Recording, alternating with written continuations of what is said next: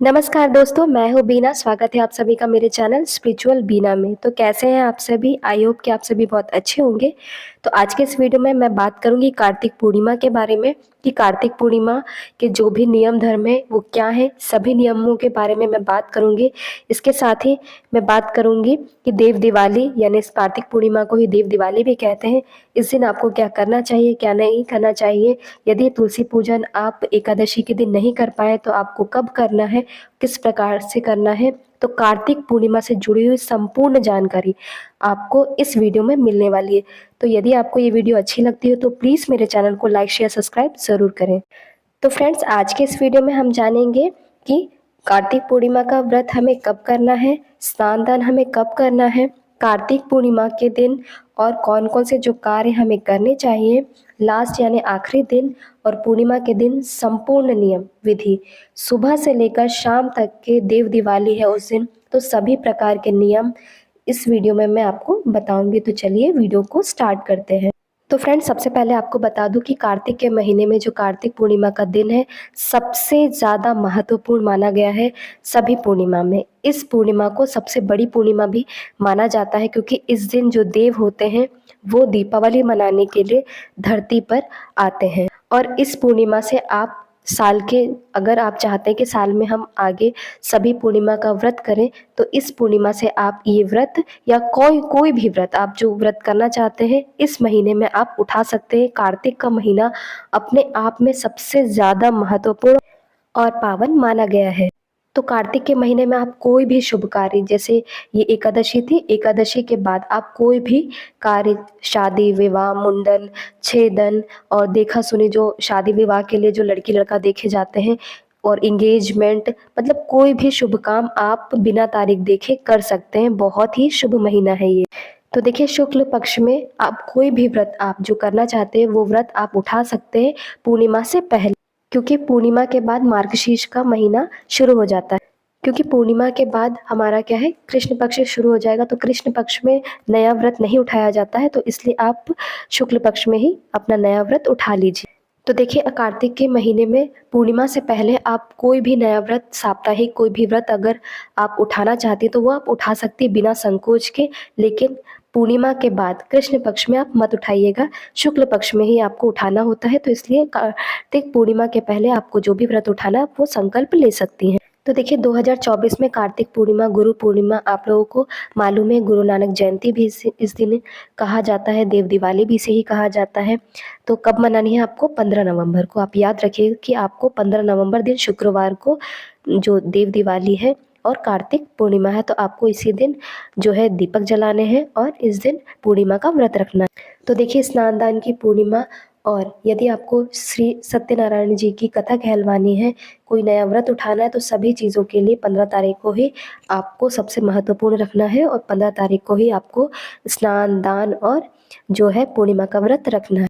और 15 नवंबर को ही हमें देव दिवाली मनानी है, क्योंकि कहा जाता है 15 नवंबर देव दिवाली, यानी देव दिवाली के दिन जो देवतागण होते हैं स्वर्ग से यहाँ पृथ्वी पर जो है पधारते हैं और दीपावली मनाते हैं।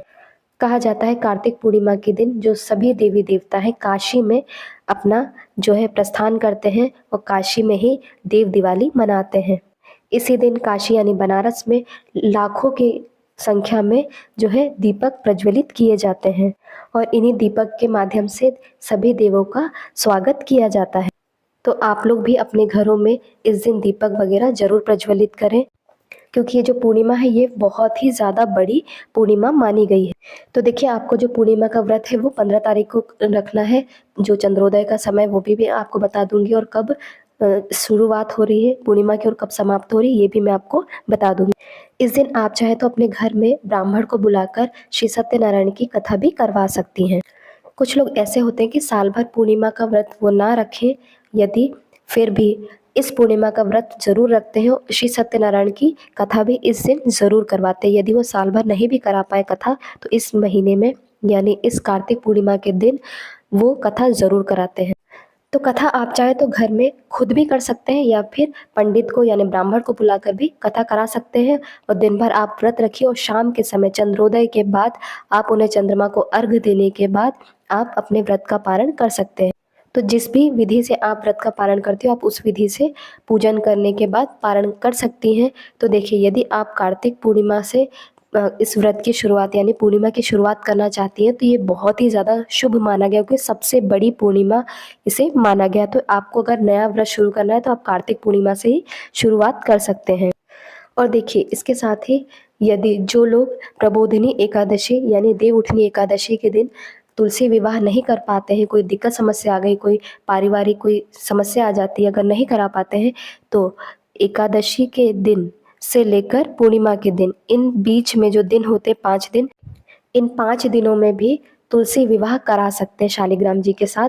यदि आपके पास शालिग्राम जी की तस्वीर नहीं है, मूर्ति नहीं है, तो आप श्री हरि विष्णु जी का स्वरूप यानी शालिग्राम का स्वरूप मानकर श्री हरि विष्णु जी की फ़ोटो रख कर भी, या फिर सिर्फ तुलसी के पौधे में प्रतीकात्मक रूप से शालिग्राम जी को याद करके भी आप पूजन कर सकते हैं और तुलसी विवाह संपन्न करा सकते हैं। तो आप याद रखिए, यदि आपने तुलसी विवाह देव उठनी एकादशी के दिन नहीं है, तो आप इस पूर्णिमा पे यानी कार्तिक पूर्णिमा के दिन जो है आप तुलसी विवाह करा सकती हैं। यदि आप देव उठनी एकादशी के दिन नहीं करा पाए, तो अगले इन 5 दिनों में यानी देव उठनी एकादशी से लेकर कार्तिक पूर्णिमा के बीच जो पंच भिक्षु दिन माने जाते हैं, इन दिनों में आप तुलसी विवाह संपन्न करा सकते हैं। ये बहुत ही ज़्यादा शुभ दिन माने गए हैं। तो यदि आप इन 5 दिनों में तुलसी विवाह नहीं रचा पाए हैं, कोई समस्या आ गई है, तो आप आखिरी दिन यानी पूर्णिमा के दिन भी तुलसी विवाह करा सकते हैं। तो याद रखिए, यदि आपके पास शालिग्राम जी नहीं है, तो आप श्री हरि विष्णु जी को भी फ़ोटो रखकर उनके साथ भी विवाह करा सकते हैं। इसके साथ ही जो लोग पूरे कार्तिक के महीने में स्नान वगैरह करते हैं, कार्तिक स्नान करते हैं, दीपक वगैरह प्रज्वलित करते हैं, तो वो इस दिन यानी कार्तिक पूर्णिमा के दिन स्नान करते हैं। जो भी आपके घर के आसपास जो भी नदी या सरोवर हो, आप वहाँ जाकर स्नान करिए और दान करिए। दान आप ज़रूर करें इस दिन। आप चाहें तो किसी भी चीज़ का, फल वगैरह का, अनाज का, कपड़ों का, आप किसी को कोई भी उनके आवश्यकता की कोई वस्तुएं हैं, आप वो दान कर सकते हो। इस दिन दान का बहुत विशेष महत्व है, तो इसलिए आप दान ज़रूर करें। इसके साथ ही यदि आपने पूरे कार्तिक स्नान किया है, तो आप इस दिन अपने व्रत का और अपने जो पूजा अर्चना है उसका उद्यापन ज़रूर करें। यानी कार्तिक का जो उद्यापन है वो इसी दिन यानी एकादशी के बाद ये जो पूर्णिमा पड़ती है, इस पूर्णिमा के दिन उद्यापन किया जाता है।